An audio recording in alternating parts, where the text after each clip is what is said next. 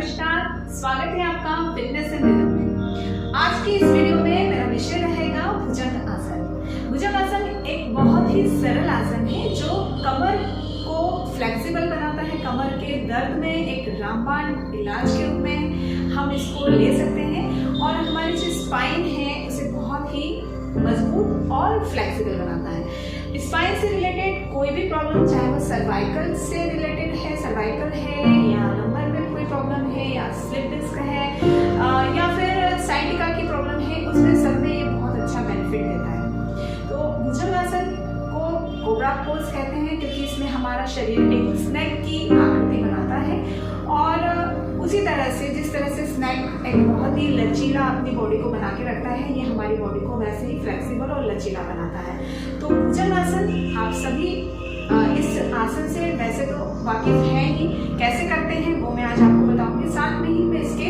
Variations भी बताऊंगी कि भुजंग आसन में भी बहुत तरह के प्रकार होते हैं, बहुत से वेरिएशन हैं। तो आज मैं आपको 6 वेरिएशंस के बारे में बताऊंगी कि किस तरह से उसे कर सकते हैं, क्योंकि वेरिएशन के साथ अपना एक चैलेंज होता है और उसी में वेरिएशन के साथ आपको थोड़ा सा कुछ अलग बेनिफिट उसका मिलता है। इस आसन में क्या क्या सावधानियां रखना चाहिए और इसके क्या लाभ हैं, ये पूरा आपको जानने के लिए मेरे वीडियो को आप एंड तक देखिए और मेरे चैनल को अगर अभी तक सब्सक्राइब नहीं किया है तो चैनल को सब्सक्राइब कीजिए। तो चलिए देखते हैं भुजंग आसन और उसके वेरिएशन।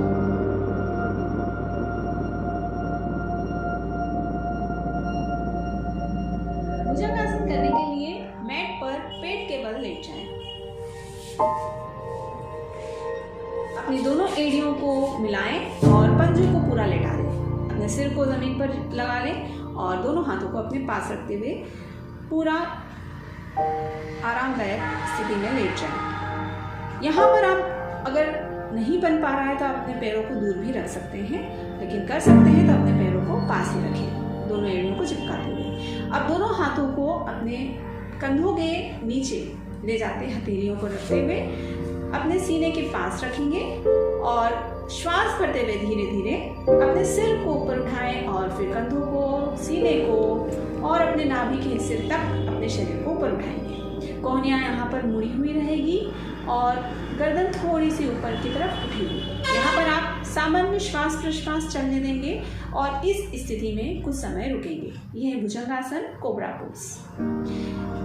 अपनी कैपेसिटी को देखते हुए कुछ सेकंड, कुछ मिनट यहाँ पर रुकने का प्रयास करते हुए धीरे से वापस नीचे आते हुए श्वास को छोड़ दें और मकर आसन में विश्राम करें। और इसी का वेरिएशन देखेंगे हम। दोनों हथेलियों को अभी हमने अपने सीने के पास रखा था, अब हम अपने कंधों के नीचे अपनी कोहनियों को लाने का प्रयास करेंगे। दोनों हाथों को अपने सिर के आसपास रखते हुए जमीन पे रखेंगे, पैर वैसे ही दोनों मिले हुए रहेंगे और श्वास भरते हुए आगे से अपने शरीर को ऊपर उठाएंगे। और अब दोनों कोहनियों को थोड़ा सा पास में लेते हुए कंधों के नीचे आ जाए, इस तरह से रखते हुए गर्दन को ऊपर उठाते हुए कुछ समय रुकेंगे। सरल भुजंग आसन या सलंब भुजंग आसन। इस तरह से जो भुजंग आसन करने में जिसमें ज्यादा तकलीफ होती है जिन्हें, वो इस तरह से सरल भुजंग आसन करते हुए उस आसन का लाभ ले सकते हैं। और धीरे धीरे फिर श्वास छोड़ते हुए वापस नीचे आएंगे और फिर विश्राम करेंगे। जब भी हम भुजंग आसन या कोई आसन की प्रैक्टिस करते हैं, कम से कम 3 से 5 बार आसन को करते हैं और उस आसन में ज्यादा से ज्यादा समय तक रुकने का प्रयास करते हैं, तो उसका ज्यादा से ज्यादा बेनिफिट मिलता है। नेक्स्ट वेरिएशन, दोनों पैरों को फिर से एड़ियों को मिलाएंगे और दोनों हाथों को अपने सिर के नीचे एक के ऊपर एक हथेलियां रखते हुए रखें या चिन के नीचे जिस तरह से रखते हैं उस तरह से रखें। अब धीरे धीरे श्वास भरते हुए फिर से ऊपर उठाएं अपने शरीर को आगे से और यहाँ पर आप अपने कोहनियों को पूरा सीधा कर लें, इतना ऊपर उठाएं और गर्दन को उठाकर रखते हुए इस स्थिति में कुछ समय बने रहेंगे और फिर धीरे से श्वास छोड़ते हुए नीचे आ जाएंगे। ये है इसका तीसरा वेरिएशन। इसका अगला वेरिएशन है निर्लंब भुजंग आसन। दोनों एड़ियों को फिर से अपने पैरों को मिलाते हुए पास पास रखें, पंजे लिटाएंगे और दोनों हथेलियों को अपने कंधों के नीचे सीने के आसपास लगाएंगे। यहाँ पर श्वास भरते हुए अपने आप को जिस तरह से उठाते हैं, गर्दन को, कंधों को, सीने को ऊपर उठाएं और अब हथेलियों को भी जमीन से ऊपर उठा लें और इस तरह से अपने शरीर को हवा में रखते हुए कुछ समय रुकेंगे। धीरे धीरे श्वास छोड़ते हुए वापस नीचे आ जाएं।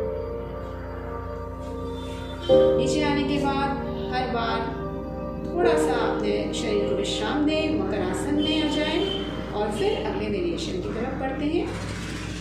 दोनों हथेलियों को अभी हम यहाँ करेंगे तिर्यक भुजंगासन। दोनों एड़ियाँ हर बार हमने अभी भुजंगासन में मिला के रखी है। तिर्यक भुजंगासन में अपने दोनों पैरों को थोड़ा थोड़ा दूर रखेंगे, लगभग 1 से 1.5 फीट की दूरी पर थोड़ा सा और दूर रखेंगे और दोनों हाथों को अपने सीने के आसपास लगाएंगे, कंधों के नीचे। अब श्वास भरते हुए गर्दन को ऊपर उठाएं, अपने शरीर को ऊपर उठाएं और कोहनियां कुछ मुड़ी हुई, चिपकी हुई अपने शरीर से रहे। और अब यहाँ से श्वास छोड़ते हुए अपने लेफ्ट साइड से घूमते हुए पीछे अपनी एड़ी को देखेंगे। प्रयास करेंगे कि दाहिनी एड़ी को देखें, राइट एड़ी को देखें। अगर ना देख पा रहे हैं तो लेफ्ट एड़ी को भी देख पाए तो भी चलेगा। इस स्थिति में कुछ समय रुकते हुए फिर से अपने शरीर को सामने की तरफ सीधा करें और धीरे से श्वास छोड़ते हुए नीचे आ जाएं। तिर्यक भुजंगासन जो एक साइड से हुआ है, इसी को हम दूसरी साइड से करेंगे। श्वास भरते हुए फिर से अपने आप को ऊपर उठाएंगे और राइट साइड से घूमते हुए अपनी लेफ्ट एड़ी को देखेंगे।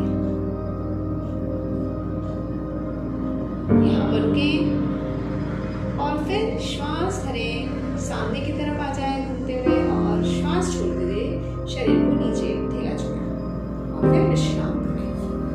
ये तिर्यक भुजंगासन। और इस स्थिति में दोनों साइड के कमर के साइड में बहुत अच्छा बेनिफिट मिलता है। जहाँ स्पाइन में हमें भुजंगासन का लाभ मिल रहा है, साइड के फेट के लिए भी ये बहुत अच्छा है। और साइड में भी अगर कमर के साइड वाले हिस्से में, पेट के हिस्से में कहीं आपको तकलीफ है तो उस स्थिति में भी यह आसन आपको बहुत बेनिफिट देगा। नेक्स्ट है दोनों पैरों को मिलाते हुए दोनों हथेलियों को अपनी पीठ के पीछे, कमर के पीछे ले जाते हुए हथेलियों को जोड़ें, मिला दें, इंटरलॉक करें और यहाँ पर श्वास भरते हुए अपने आप को ऊपर उठाएं। हथेलियों को पीछे की तरफ खींचना है, कोहनियों को सीधा रखते हुए अपने शरीर को उठाकर रखेंगे। सर्पासन भी कहते हैं इसे। और इस स्थिति में कुछ समय बने रहेंगे। कोशिश करेंगे हाथ आपके सीधे रहें और जितने पीछे खींच पा रहे हैं उतने खिंचा के रखें और फिर धीरे से श्वास छोड़ते हुए नीचे आए और विश्राम करें।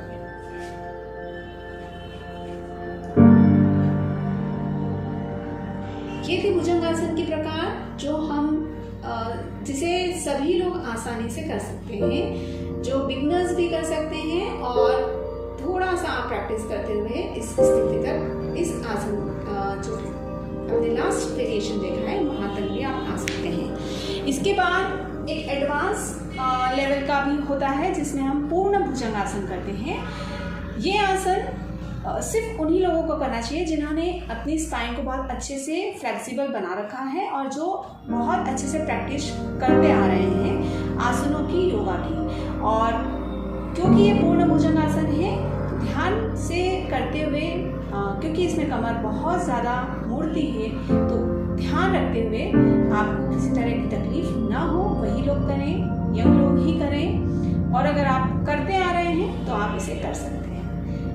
किस तरह से करना है? पूर्ण भुजंगासन। अपने दोनों हाथों को अपने कंधों के नीचे, अपने सीने के पास रखें। यहाँ पर आप अपने हाथों को थोड़ा सा पीछे की तरफ, कमर की तरफ भी रख सकते हैं नीचे ले जाते हुए। ध्यान रहे आपको अपनी कोहनियों को ऊपर की तरफ रखना है, शोल्डर को पीछे की तरफ रखना है। श्वास पर दोनों पैरों को अपने पास पास रख लें और अब श्वास करते हुए अपने को, सिर को, कंधों को और सीने को ऊपर उठाना है। शोल्डर आपके बिल्कुल डाउन रहेंगे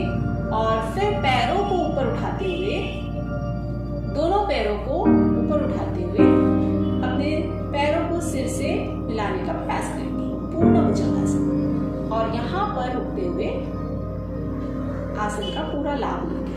फिर धीरे से वापस नीचे आ जाएं और अपने आप को रिलैक्स करें। यहाँ पर आप मकर आसन में विश्राम करें। अगर आप चाहते हैं तो यहाँ पर शशक आसन में भी विश्राम कर सकते हैं। दोनों पैरों को मोड़ते हुए शशक आसन में आ जाएं और अपने शरीर को नीचे की तरफ छोड़ते हुए इस स्थिति में विश्राम करेंगे।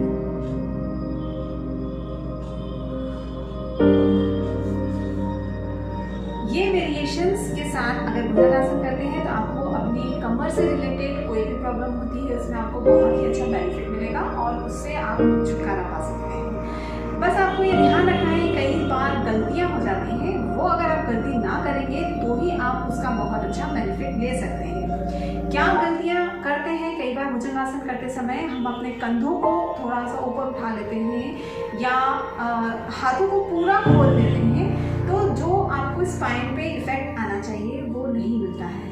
तो क्या सावधानी आपको रखना है, एक बार मैं आपको बता देती हूँ कि आपको इस तरह से ही करना है।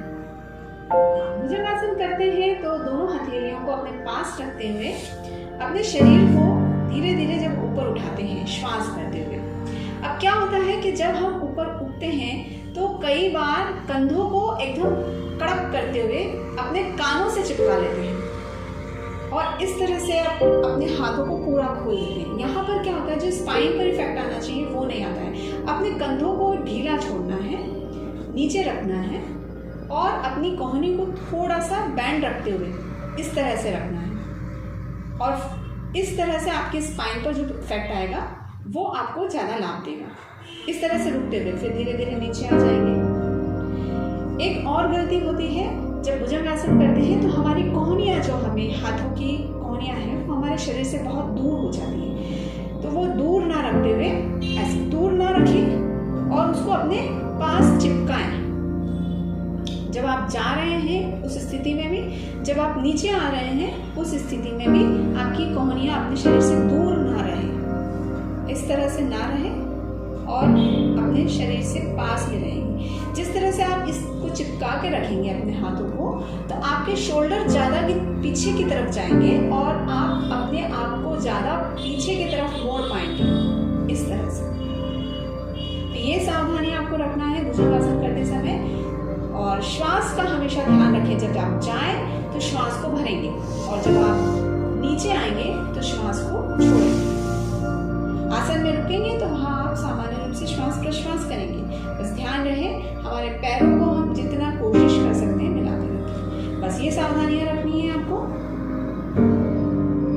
भुजंगासन का ना सिर्फ कमर दर्द में ही फायदा है, बल्कि यह पेट की चर्बी को भी कम करता है, आपके लंग्स को मजबूत करता है, लीवर को, पैंक्रियास को मजबूत बनाता है, उसके फंक्शंस को सुचारू रूप से चलाता है।